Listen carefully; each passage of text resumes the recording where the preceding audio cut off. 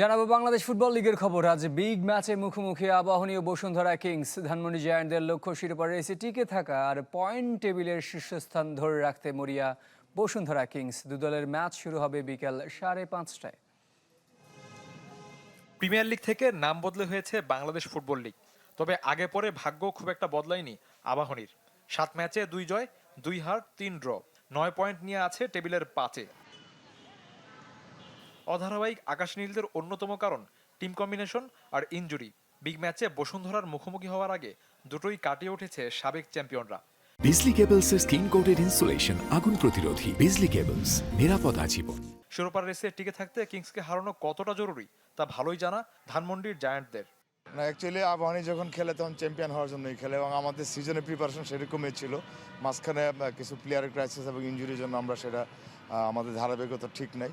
তবে আশা করি আমাদের ইনজুরি এবং অন্যান্য বিষয় আমরা কাটিয়ে উঠতে পেরেছি। বসুন্ধরার ভালো টিম, নিঃসন্দেহে ভালো টিম, এবং আমি মনে করি তাদের সঙ্গে জিতে আত্মবিশ্বাসটা আরও ভালো থাকবে। বিগ ম্যাচে জয় চায় বসুন্ধরাও।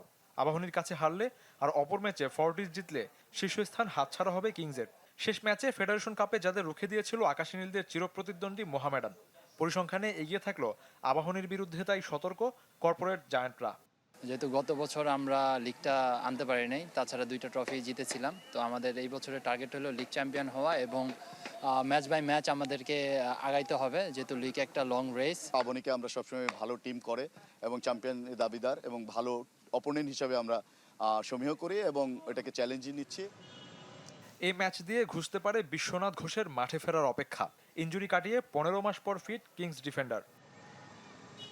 শফিউদ্দিন শাওন, চ্যানেল 24, ঢাকা।